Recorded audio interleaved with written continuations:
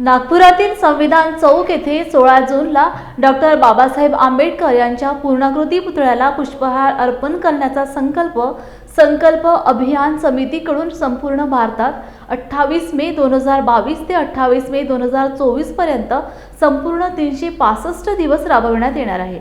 या संकल्प समितीकडून सर्व आंबेडकरवादी बौद्धांना निवेदन करून उपस्थित राहावे असे आवाहन वदंत हर्षबोधी यांनी आयोजित पत्रकार परिषदेत केले। 365 दिन पुष्पहार संकल्प अभियान समिति की स्थापना की है और उसके द्वारा 365 दिन एक परिवार एक पुष्पहार दररोज एक पुष्पहार अर्पण करने का संकल्प किया है। मुझे लगता है इस उपक्रम को 2 साल हुए हैं। इस उपक्रम को देखते हुए काफ़ी लोगों जुड़े हैं, काफ़ी लोग टूटे हुए हैं, लोगों में अवेयरनेस नहीं आ रहा है। मेरे दिमाग में ये था कि मैं एक धर्मगुरु होने के नाते, जिसके वजह से मुझे बुद्ध धम्म मिला, हमारे प्रति बाबा साहब के प्रति फीलिंग होना चाहिए। हम चाहते बाबा साहब के पुतले को पुष्पमाला अर्पण करके, कुछ विजन नहीं है, लेकिन एक दृष्टि से देखा जाए तो बाबा साहब के संविधान निर्माता होने के नाते उनको हार डालने की जो एनर्जी, उनके विचार, उनके कंसेप्ट, उनका मार्गदर्शन, उनके उपदेश, उनके संविधान में दिए मूलभूत अधिकार, अगर उस दिन में चर्चा होती है तो हमारे लिए बहुत प्रेरणा की बात है। इसलिए 365 दिन पुष्पहार संकल्प अभियान समिति ने 2 वर्ष पूरे किए हैं। 28 मई 2024 को 2 वर्ष पूरे हुए हैं। उसका वर्धापन दिन दिनांक 16 जून 2024 को दोपहर 4 बजे से लेकर रात्रि 9 बजे तक हमने ये आयोजन किया है। उसके उद्घाटन माननीय आमदार विकास जी ठाकरे इनके द्वारा होने वाला है। प्रमुख अतिथि के रूप में भूतपूर्व गृह मंत्री माननीय अनिल जी देशमुख रहेंगे। महाराष्ट्र कांग्रेस कमेटी के अध्यक्ष माननीय नानाभाऊ पटोले जी, इनको भी निमंत्रित किया है। विशेष रूप से डॉक्टर विपिन इटनकर जो नागपुर जिला के जिलाधिकारी हैं, उनको भी हमने चीफ गेस्ट के रूप में निमंत्रित किया है। अतिथि के रूप में रेशमा भोयर जो गर्जना जनशक्ति संगठन की प्रेसिडेंट है, साथ ही साथ डॉक्टर मीनाक्षी माटे, इनको भी निमंत्रण किया है। दोपहर में ये कार्यक्रम बुद्धगीत भीमगीत से प्रारंभ होने वाला है। करीबन 4 बजे बुद्ध भीम गीत का जलसा भीमगीत का कार्यक्रम का आयोजन है। इस कार्यक्रम के स्वागत अध्यक्ष माननीय आमदार प्रकाश जी गजबे रहेंगे और मैं स्वयं इस कार्यक्रम का अध्यक्षता करूंगा। इस तरह से कार्यक्रम का हमने आयोजन किया गया है। आप इस कार्यक्रम के आयोजन समिति है, जिसमें एडवोकेट टक्सांडे है, ज्योति बेले है, प्रमिला तेंबेकर है, सुमन कानेकर है, त्रिवेणी पाटिल है, ये जितनी भी महिला है वो समिति है। समिति के द्वारा ये दूसरा वर्ष वर्धापन दिन समारोह का आयोजन है। महामहिम राज्यपाल यांच्या भेटी दरम्यान पवईतील भीमनगर झोपडपट्टीवर करण्यात आलेल्या नियमबाह्य कारवाईचा मुद्दा मांडण्यात आलाय। हिरानंदानी या बिल्डरसाठी सरकारने गरिबांना बेघर केले आहे। सरकार, प्रशासन व बिल्डरांच्या संगनमताने ही कारवाई करण्यात आली आहे। पावसाळ्यात अशी कारवाई करू नये असा नियम आहे। सर्वोच्च न्यायालयाचे तसे निर्देश आहेत। असे असतानाही कारवाई करण्यात आली असे नाना पटोले म्हणाले। या संपूर्ण घटनेची उच्च न्यायालयाचे विद्यमान न्यायाधीश यांच्यामार्फत चौकशी करावी अशी मागणीही यावेळी राज्यपाल महोदय यांच्याकडे करण्यात आली। मुंबई शहरामध्ये जय भीम वाडामध्ये हिरानंदानीच्या फायद्यासाठी या भर पावसामध्ये आदिवासी आणि दलित लोकांना 30 वर्षापासून त्या ठिकाणी राहतात, त्यांना त्या ठिकाणी त्यांच्या सगळ्या झोपड्या काढून टाकल्या गेल्यात।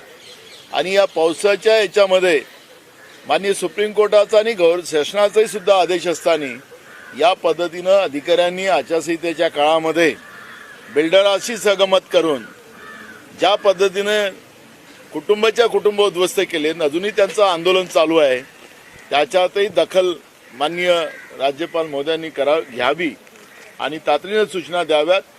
एका प्रकरणामध्ये असंच झालेलं होतं। आम्ही हायकोर्टात गेलो, सुप्रीम कोर्टात गेलो आणि त्याच्यामध्ये महानगरपालिकेला माननीय कोर्टाने निर्देश दिलेत आणि त्या ठिकाणी पुन्हा त्यांचं पुनर्वसन करा अशा पद्धतीच्या सूचना मुंबईतच दिल्या गेलेल्या होत्या. बिल्डर आणि प्रशासन आणि सरकार यांचं संगनमत ज्या पद्धतीनं महाराष्ट्रात चाललेलं आहे आणि सर्वसामान्य लोकांना उद्ध्वस्त केलं जाते आहे, ही सुद्धा दखल आम्ही त्या ठिकाणी माननीय राज्यपाल महोदयांना घ्यायला लावलेली आहे. आणि महाराष्ट्राचं हे बेजबाबदार सरकार, महाराष्ट्रातलं भ्रष्टाचारी सरकार हे सत्तेतून बाहेर काढावं आणि राज्यपाल शासन या ठिकाणी सुरू करावी, ही मागणी काँग्रेस पक्षाच्या वतीनं आम्ही केलेली आहे.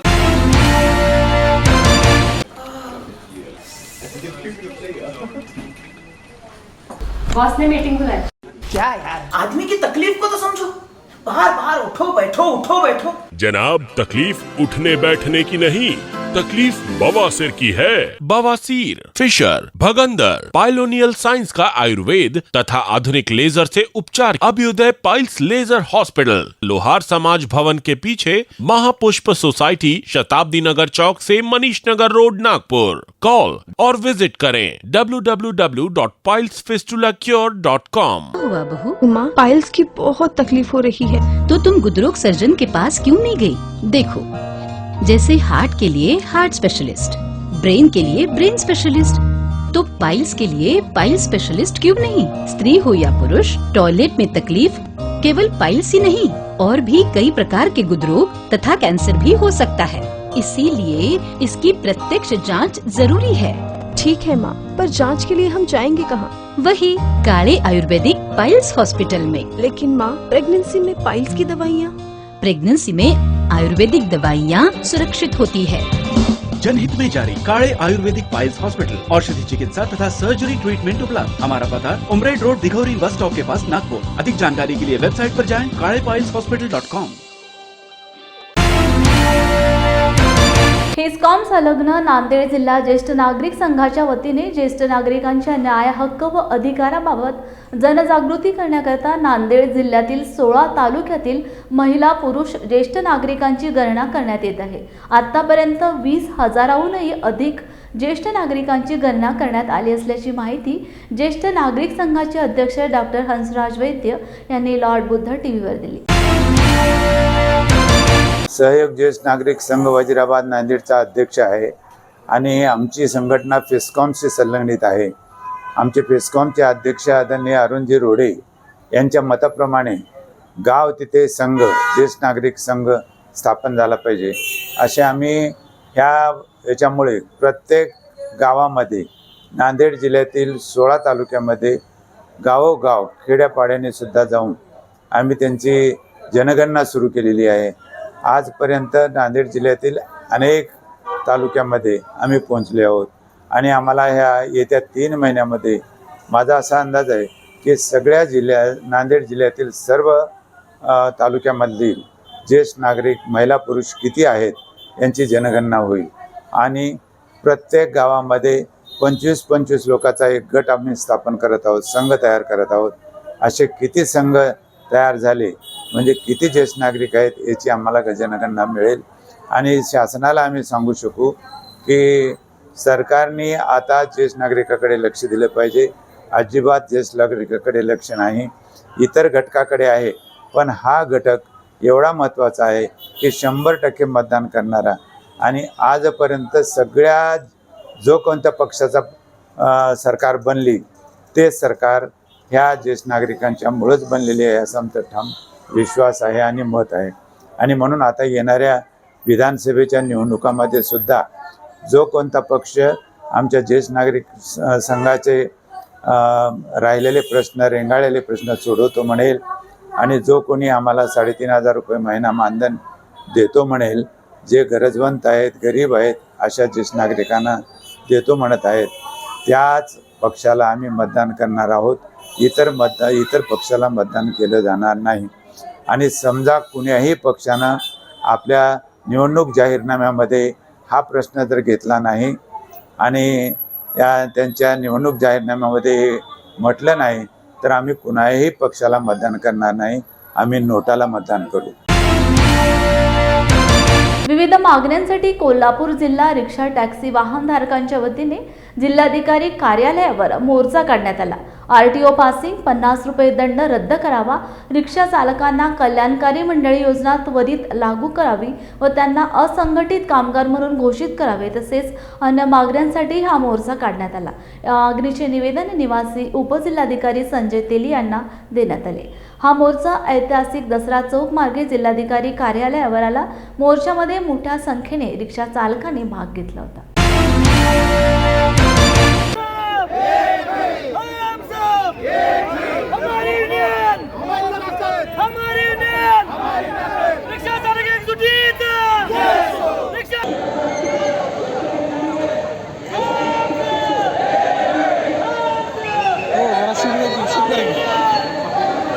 ₹50 दररोज पासिंगसाठी जो दंड आकारला जातो तो सरकारनं त्वरित रद्द करावा.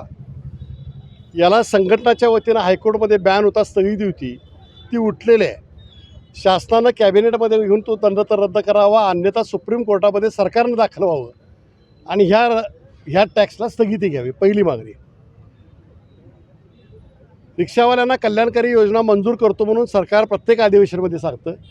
या पावसाळ्या अधिवेशनामध्ये कल्याणकारी मंडळामध्ये सहभागी करावं आणि शासनानं ज्या पद्धतीनं गवंडी सेंट्रिंगवाले आहेत त्या पद्धतीने रिक्षा ड्रायव्हर जे आहेत त्यांना असंघटित कामगार म्हणून घोषित करावं, ज्यामुळे त्यांच्या शिक्षणाचा खर्च मिळेल, 5 लाख रुपये त्यांच्या हृदयाच्या शस्त्रक्रियेसाठी मिळतील, या सुविधा द्याव्या आणि अनेक रिक्षा स्टॉप बंद आहेत ते सुरू करावे, त्यांना मंजुरी द्यावी अशी आम्ही आता मागणी केली आहे. त्यामधल्या 2 मागण्यामध्ये ताबडतोब कलेक्टर हस्तक्षेप करतो म्हणले. असंघटित कामगारांसाठी कामगार आयुक्तांच्यावर बैठक लावतो आणि RTOने जो काय बदल करायचा आहे ते करतो म्हणून सांगितलं आणि बाकीच्या मागण्या या शासन स्तरावर आहेत आणि म्हणून येणाऱ्या 18 तारखेला सरकारनं जर निर्णय घेतला नाही तर आम्ही कलेक्टर ऑफिसच्या दारामध्ये खरडा भाकर आम्ही खाणार आणि RTOला पण खरडा भाकर खायला देणार.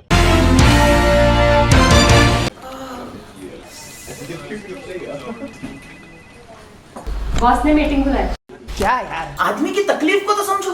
बाहर बाहर उठो बैठो. जनाब, तकलीफ उठने बैठने की नहीं, तकलीफ बवासीर की है. बवासीर, फिशर, भगंदर, पाइलोनियल साइंस का आयुर्वेद तथा आधुनिक लेजर से उपचार. अभ्युदय पाइल्स लेजर हॉस्पिटल, लोहार समाज भवन के पीछे, महापुष्प सोसाइटी, शताब्दी नगर चौक से मनीष नगर रोड, नागपुर. कॉल और विजिट करें www.pilesfistulacure.com. हुआ बहू? माँ, पाइल्स की बहुत तकलीफ हो रही है. तो तुम गुदरोग सर्जन के पास क्यों नहीं गई? देखो, जैसे हार्ट के लिए हार्ट स्पेशलिस्ट, ब्रेन के लिए ब्रेन स्पेशलिस्ट, तो पाइल्स के लिए पाइल्स स्पेशलिस्ट क्यों नहीं? स्त्री हो या पुरुष, टॉयलेट में तकलीफ केवल पाइल्स ही नहीं और भी कई प्रकार के गुदरोग तथा कैंसर भी हो सकता है. इसीलिए इसकी प्रत्यक्ष जांच जरूरी है. ठीक है माँ, पर जांच के लिए हम जाएंगे कहाँ? वही काले आयुर्वेदिक पाइल्स हॉस्पिटल में. लेकिन माँ, प्रेगनेंसी में पाइल्स की दवाइयाँ. प्रेगनेंसी में आयुर्वेदिक दवाइयाँ सुरक्षित होती है. जनहित में जारी. काळे आयुर्वेदिक पाइल्स हॉस्पिटल, औषधि चिकित्सा तथा सर्जरी ट्रीटमेंट उपलब्ध. हमारा पता उमरेड रोड, दिघौरी बस स्टॉप के पास, नागपुर. अधिक जानकारी के लिए वेबसाइट पर जाएं kalepileshospital.com. 19 जून 1950 रोजी नागसेनवन औरंगाबाद येथे स्थापन केलेले मिलिंद महाविद्यालय आपल्या 75व्या वर्षात पदार्पण करीत आहे. ही अतिशय अभिमानाची बाब आहे. या प्रसंगी मिलिंदचे आजी, माजी विद्यार्थी, उपासक, उपासिका, प्रतिष्ठित नागरिक व शहरातील सर्व मान्यवरांना विनंती केली आहे की त्यांनी मिलिंद समता रॅलीत सहभागी होऊन मिलिंदच्या गौरवशाली इतिहासाचे साक्षीदार व्हावे, असे आवाहन महाविद्यालयाच्या प्राचार्या डॉ. वैशाली प्रधान यांनी केले आहे. जय भीम. मी प्राचार्य डॉक्टर वैशाली प्रधान, मिलिंद कला महाविद्यालय, औरंगाबाद. आपणास सांगताना अत्यंत आनंद होतो आहे की पीपल्स एज्युकेशन सोसायटीचे महाविद्यालय, मिलिंद कला महाविद्यालय व मिलिंद विज्ञान महाविद्यालय, जे 1950ला बाबासाहेब आंबेडकरांनी स्थापन केलं मिलिंद महाविद्यालय म्हणून, 19 जून 2024 रोजी हे महाविद्यालय 75व्या वर्षात पदार्पण करत आहे. भारतरत्न डॉक्टर बाबासाहेब आंबेडकरांनी 19 जून 1950ला मिलिंद महाविद्यालयाची स्थापना केली. याला आता 75 वर्षात पदार्पण करत असताना आनंद होतो आहे, हर्ष उल्हास आहे आणि त्यानिमित्ताने महाविद्यालयाने एक रॅलीचे आयोजन केलेले आहे, मिलिंद समता रॅली.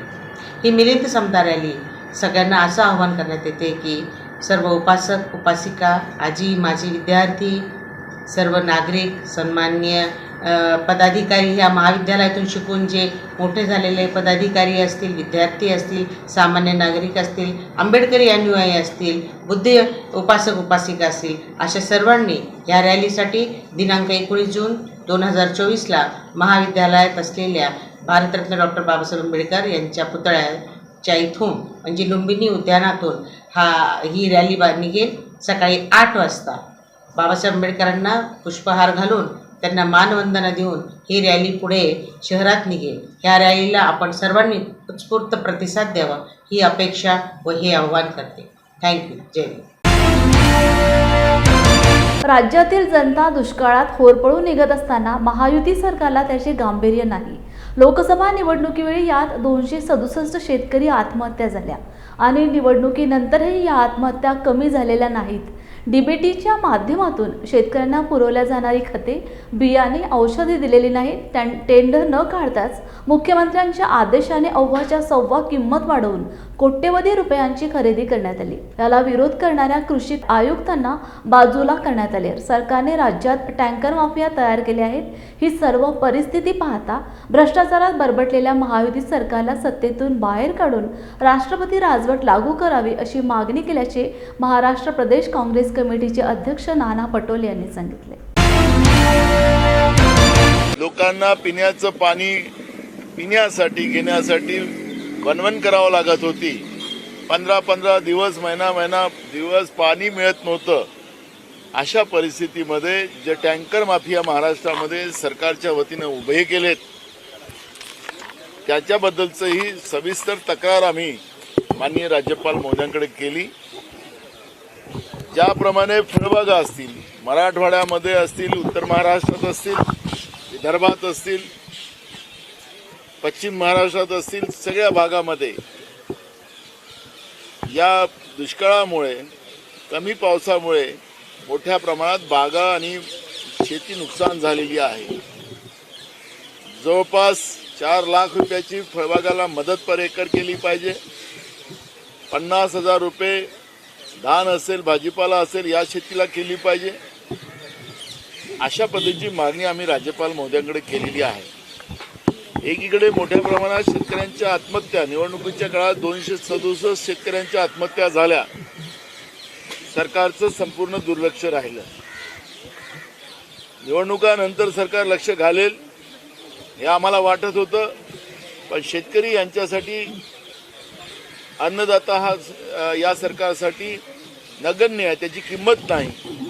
अशा पद्धतीचं राज्याचं सरकार वागताना आपण पाहतोय.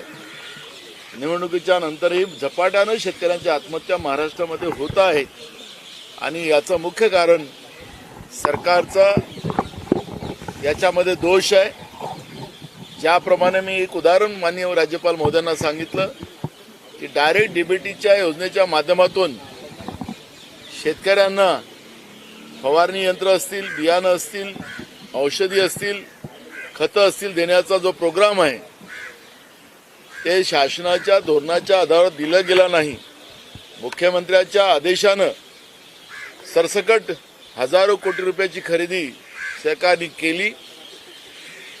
अव्वाच्या सव्वा किमतीमध्ये विदाऊट टेंडर त्या पद्धतीची प्रक्रिया करण्यात आली आणि कृषी विभागीय आयुक्त त्यांनी जेव्हा याचा विरोध केला तर त्याला तातडीनं त्या ठिकाणी बदली करून घेतली आणि भ्रष्टाचारामध्ये सरकार आणि प्रशासन मिळून मेलेल्याच्या टाळूवरचं लोणी कसं खाल्लं या सरकारने आणि प्रशासनाने तेही आम्ही माननीय राज्यपाल महोदयांच्या निर्देशात आणून दिलेला आहे. महाराष्ट्रामध्ये पिण्याच्या पाण्याच्या माध्यमातून टँकर माफिया हा कसा निर्माण केलेला आहे तेही आम्ही निदर्शनास आणून दिलेलं आहे. आणि म्हणून या सगळ्या व्यवस्थेबद्दल सरकार गंभीर नाही. या सरकारवर खऱ्या अर्थाने सरकारच सत्तेतून पायउतार करावं ही मागणी आम्ही आज केलेली आहे.